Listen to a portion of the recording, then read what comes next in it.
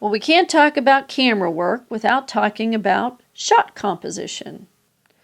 So first, let's talk about a very simple principle. It's called the rule of thirds.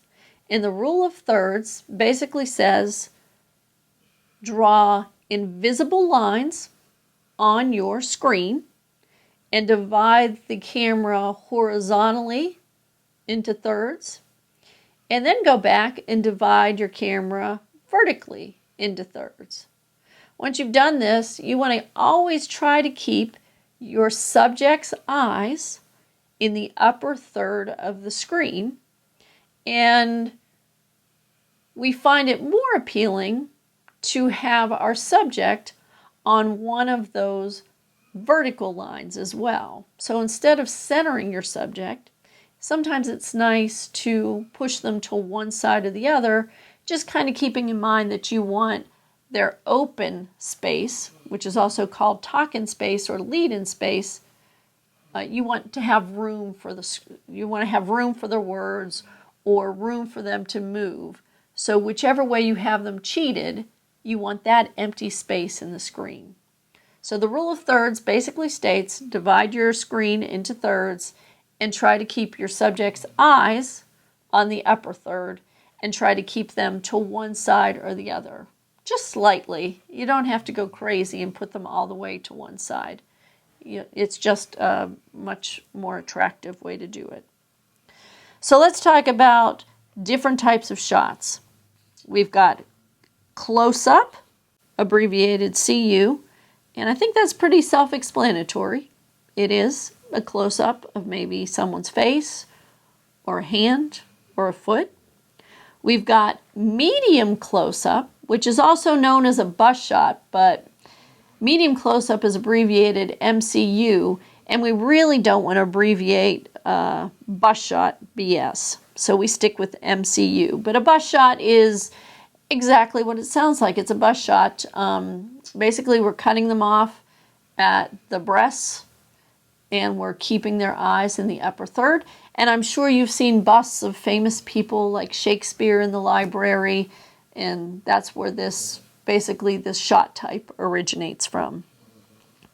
A medium shot, we abbreviate as MS, and a medium shot is generally what a lot of people like to call a cowboy shot. I've even had students call it a Daisy Duke shot.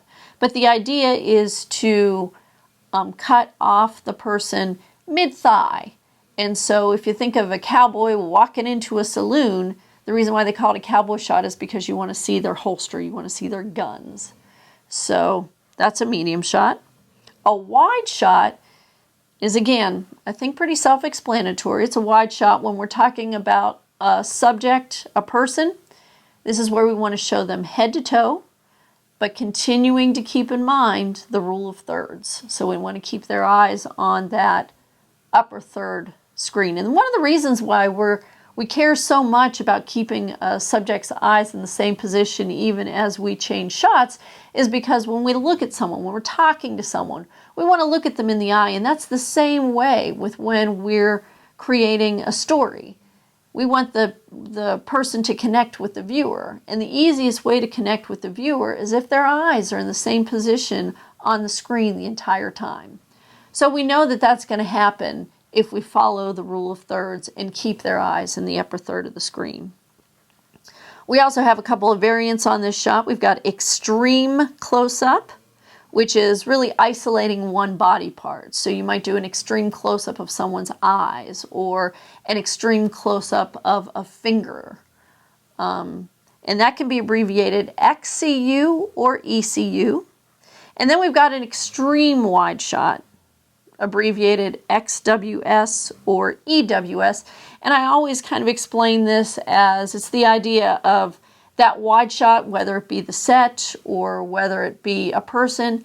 Now when we go to that extreme wide shot, we see not only that person, but we see the major surroundings of that person, or we see the major surroundings of the set. So close-up, medium close-up, medium shot, wide shot, extreme close-up, extreme wide shot. Now, when you're setting these shots, there are a few things that there's a few places you should never cut off a person.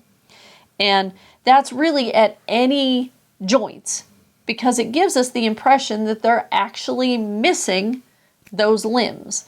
So when someone cuts a person off right at the neck and we don't see any of that shoulder information, well, they might just be a head on a stick. Or we don't see someone's feet and they cut them right off at the ankle joint.